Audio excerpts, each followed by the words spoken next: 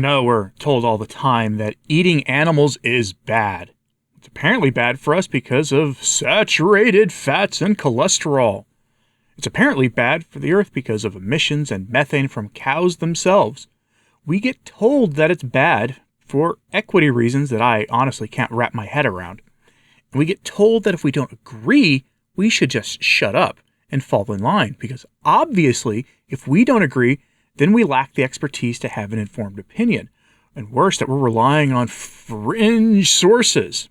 Scientists are treated as the anointed ones these days, and to question them on anything makes you a bad person. Don't be a bad person. Now, the people saying this stuff to us are, of course, authoritarians in heart, and don't have anyone's real interest in mind, since what they're telling us to do is to shut up and obey. Just turn off your brains, stop questioning, or else. That's what they tell us. And nowhere will you see this mindset more readily on display than in schools. Our story comes from the mainstream corporate media. Headline from Fox News. Utah school gives kids, quote, disgusting insects to eat in class for temperature problem assignment on cows killing the earth. There's only one right way to answer this essay, and it's that Americans should be eating bugs, a teacher said. I like that the author of the article put the word disgusting in scare quotes. Yes, Fox, eating bugs is gross. You have to have been raised in a culture that eats bugs to think otherwise, or you have to have been indoctrinated into the mindset that eating things that should only be eaten when you have literally no other options is what human beings should be doing to combat a phantom threat to humanity. Let's get to the details of this story. Quote, a middle school in Utah's Nebo School District gave 6th grade students disgusting insects to eat last week as part of an English assignment, yes, in an English class, on the thermometer problem, claiming it would save everything green from cows which were destroying everything, according to a mom who spoke with Fox News Digital. Middle schoolers loved the ew factor. Many of them gave bugs a try, and even a few staff members. I think they mean that they tried eating the bugs, not the staff members. Many thanks to our English teachers for creating fun and engaging lessons, the Spring Canyon Middle School said about the March 7th assignment. Bugs were purchased from a commercial site that is, quote, safe for consumption, the district said. The mother of one of the students, Amanda Wright, told Fox News she believed the kids were being subjected to, quote, indoctrination into a thermometer problem religion, she said. She challenged the school's principal, Allison Hansen, on the assignment after her daughter found it uncomfortable. The assignment instructed 6th graders to write an argumentative essay, but did not permit students to disagree. The only acceptable answer was that humans should eat insects for their protein instead of cows, which are destroying the ozone layer with methane gas. Okay. Some students were given extra credit as an incentive to eat the insects. Wright complained to the administration and set up a meeting which she recorded. My daughter wasn't given an option to give an argument, Wright said about the argumentative essay in the meeting. End quote. So here's your assignment. It's an argumentative essay. You're not allowed to argue with the premise. Yeah, we'll get back to the rest of that in a moment. There's only one right answer, according to what the instructor told the class. And that tells you everything you need to know. The message is basically shut up and stop thinking for yourself. The old logical fallacy of appealing to authority comes to mind here. The appeal to authority is being not only institutionalized, it's being amplified, as if it was a bodybuilder using a mega dose of Tren or some other nasty substance who, trying to get ready for a world champion bodybuilding competition. It's really remarkable that a teacher felt empowered to say that there is no competitive viewpoint or alternative hypothesis that is valid, only the official line. When someone who works for the state, which is what they do, tells you that, there's an enormous problem. And of course I have to ask, why were they doing this in school anyway, and especially in an English class? If this was some after-school club, I'd be a little less concerned, but this is taking time away from basic things like literacy, especially in an English class, and math and logic, and the other subjects that should be the focus of time in school. But of course they're not, because for a long, long time now, the education system in America has been turned away from its primary end of educating people, and instead has for at least a century been the focus of an ideological goal of making students into what the state considers to be better or ideal citizens. It goes back to Mr. Dewey, by the way, from the Dewey Decimal System. Same guy came up with that education idea.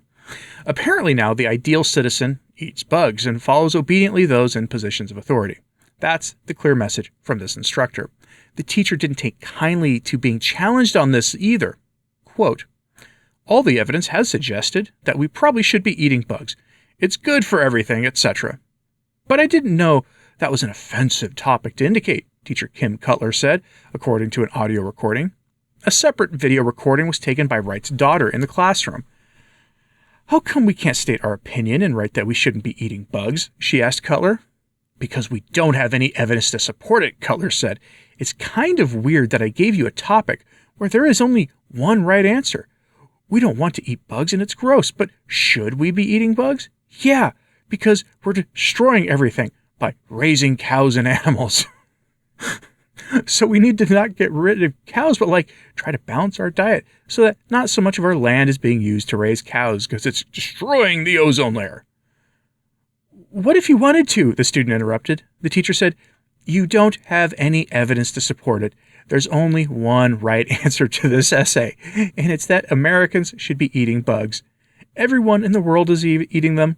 It's healthy for everything, and there's only one right answer." Cutler lately explained in a meeting with the parent that the indoctrination that humans must eat bugs to protect everything was provided in a district training. She explained that she did not know there were downsides to eating insects and apologized for not allowing students to write about an alternative perspective. "I'm not aware of the agenda part," she said. "I am sorry for that. It wasn't intended to harm anyone." End quote. Blindly following. It came from the district. Now, we know the parents are taking this to the district itself, but honestly, they should just go straight to the state superintendent of education. By the way, this is a good example of one of those get on school boards things if you're ever inclined to do that kind of thing.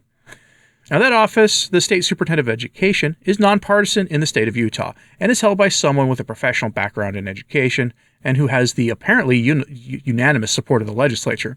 And in cases like this, regardless of the state or the politics of anyone involved, I'd absolutely support making this issue actually political.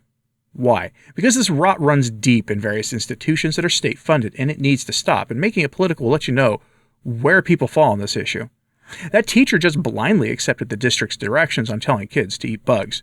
Now, were any of the people at the district level who made this decision capable of doing 5 minutes of research to discover that insects carry parasites, some of which cannot be cooked out of the so-called food without destroying the so-called food in the process?